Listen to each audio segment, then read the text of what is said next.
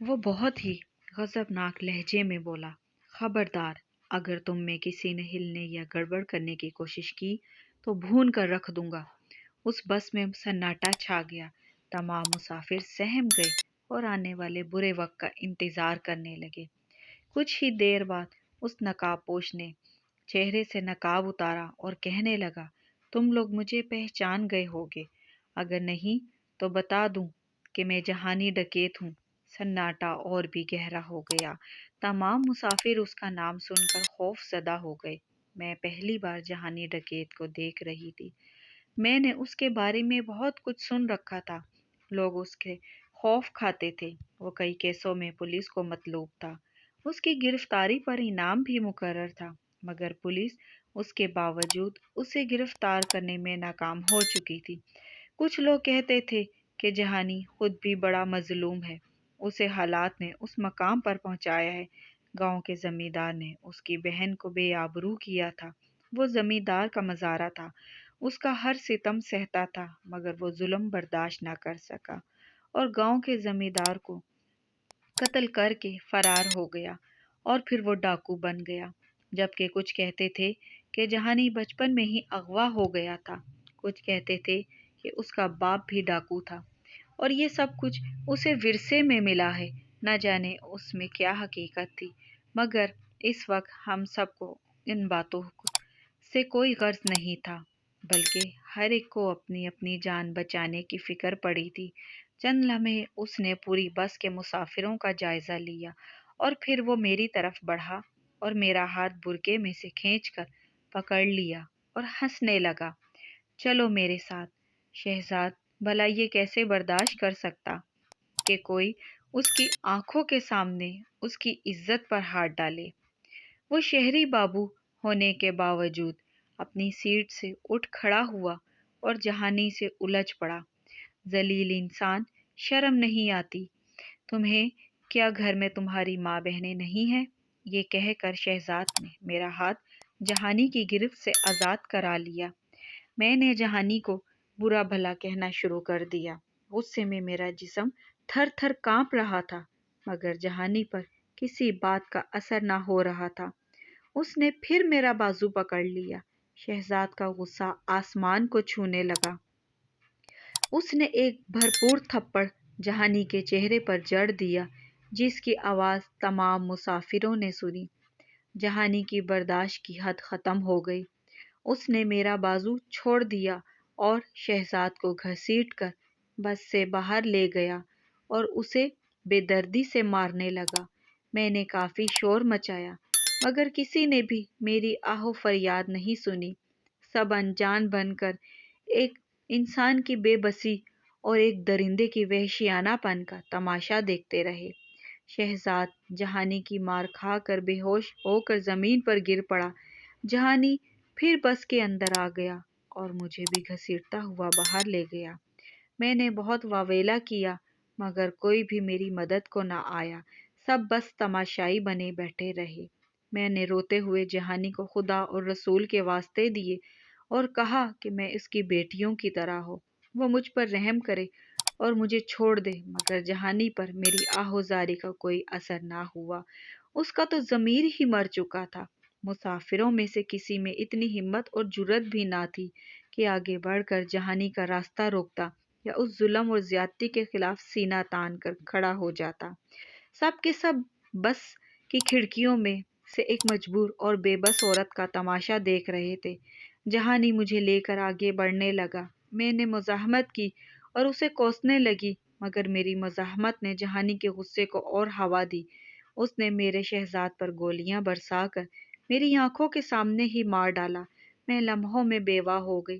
میں شہزاد کی لاش سے لپٹ کر رونا چاہتی تھی، مگر جہانی نے مجھے ایسا نہ کرنے دیا۔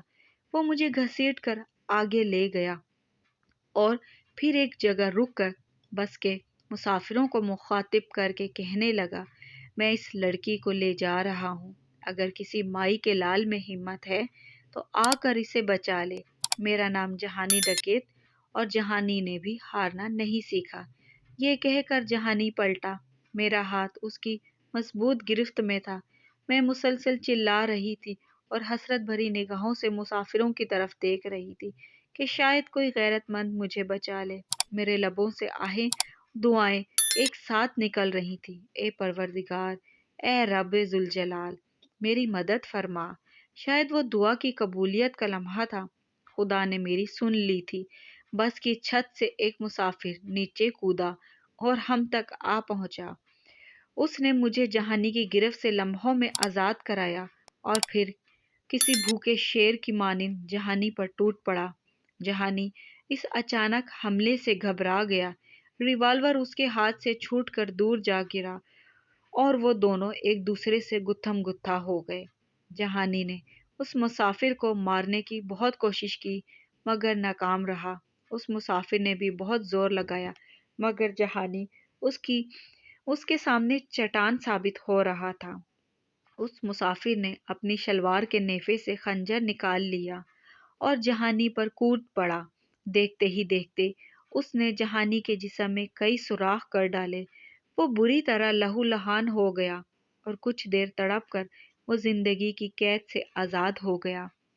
اب مسافر بس سے نیچے اتر آئے اور اس مسافر کی طرف بڑھے جو ایک طرف بیٹھا ہانپ رہا تھا۔ اس کے جسم پر کئی زخم آئے تھے۔ وہ کسی قدر اندھیرے میں تھا، میں اس کی صورت نہیں دیکھ پائی تھی۔ مشرق کی جانب سے چاند طلوع ہو رہا تھا، ہلکی ہلکی روشنی پھیلنے لگی تھی۔ ایک دو مسافر شہزاد کی لاش کی طرف بڑھے اور کچھ میری طرف آ گئے۔ میں اپنی کلائی پر پڑے زخم لیے زمین پر بے سود پڑی تھی۔ میرے اعصاب شل ہو چکے تھے، مجھ میں اٹھنے کی تاب ہی نہ تھی۔ ویسے بھی شہزاد کے گرد کافی مسافر جمع ہو گئے تھے۔ میں منتظر تھی کہ لوگ مجھے خوشخبری دیں کہ شہزاد زندہ ہے۔ میں لاشعوری طور پر اسے دیکھنے سے کترا رہی تھی۔ شاید میں خود کو اس کی موت کا یقین نہیں دلانا چاہتی تھی۔ میں اٹھی اور آہستہ آہستہ اس اجنبی مسافر کی طرف بڑھی جو میری خاطر زخمی ہو گیا تھا۔ میں نے اپنا دوپٹہ اتار کر ایک مسافر کو دیا اور کہا، اس کے زخموں پر باندھ دو۔ ان مسافروں نے دوپٹہ پھاڑ کر اس کے زخموں پر باندھا شروع کیا تو میں بھی اس کے قریب ہو گئی۔ میں نے اس مسافر کو دیکھا تو میرا وجود زلزلوں کی زد میں آ گیا۔ وہ ناصر تھا، میرا کزن، میرا سابقہ منگیتر۔ میں فوراً ناصر کے قدموں میں جھک گئی۔ میں نے روتے ہوئے کہا، ناصر، میں سمجھی تھی کہ تمہیں مجھ سے نفرت ہو گئی ہوگی اور تم میری شکل دیکھنا بھی گوارا نہ کرو گے، مگر آج جو کچھ تم نے کیا وہ میں زندگی بھر نہ بھولوں گی۔ ناصر نے میری طرف دیکھا اور کراہتے ہوئے بولا، سلمیٰ، عزتیں سب کی سانجھی ہوتی ہیں۔ یقین کرنا سلمیٰ، مجھے قطعی یہ معلوم نہیں تھا کہ جہانی کا شکار ہونے والی لڑکی کون ہے۔ یہ تو مجھے اب پتہ چلا ہے کہ وہ تم ہو۔ سلمیٰ، شاید قدرت کو ہمارا ملن منظور نہ تھا۔ میں قدرت کے اس فیصلے پر شاکر ہوں۔ تمہاری جگہ کوئی لڑکی بھی ہوتی تو تب بھی میں وہی کچھ کرتا جو اب کیا ہے۔ مجھے اس بات کا افسوس ہے کہ میں تمہارے خاوند کو نہیں بچا سکا۔ شاید تمہاری قسمت میں یہی لکھا تھا۔ یہ کہہ کر ناصر نے میرے سر پر ہاتھ رکھ دیا۔ میری آنکھوں سے تشکر کے آنسو بہہ نکلے۔ وہ میرا ہاتھ پکڑ کر شہزاد کے پاس لے آیا اور تب میں نے وہ خوفناک منظر دیکھنے پر مجبور ہو گئی جس سے میں آنکھیں چرا رہی تھی۔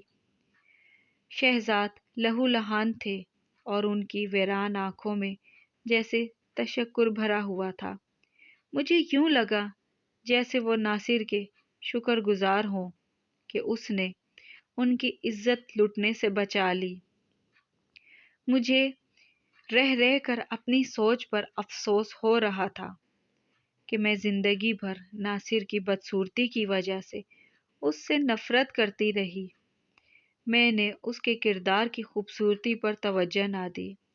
آج مجھے پتہ چلا تھا کہ گاؤں کے سبھی لوگ اس کی تعریفیں کیوں کرتے تھے۔ وہ واقعی تعریف کے قابل تھا۔ ناصر پر مقدمہ چلا مگر جلد ہی اسے صرف بری کر دیا گیا بلکہ تعریفی اسناد اور انعام سے بھی نوازا گیا۔ جب ان حالات کا علم میرے والدین کو ہوا تو ان کے سر بھی ناصر کی عظمت کے سامنے جھک گئے۔ میرے ابا جان نے ناصر کے والد سے معافی مانگ لی۔ برسوں بعد بھائیوں میں خود بخود صلح ہو گئی۔ کچھ عرصے بعد والدین کی رضامندی سے ہماری شادی ہو گئی۔ آج ہم دونوں ایک خوشگوار اور پرسکون زندگی گزار رہے ہیں۔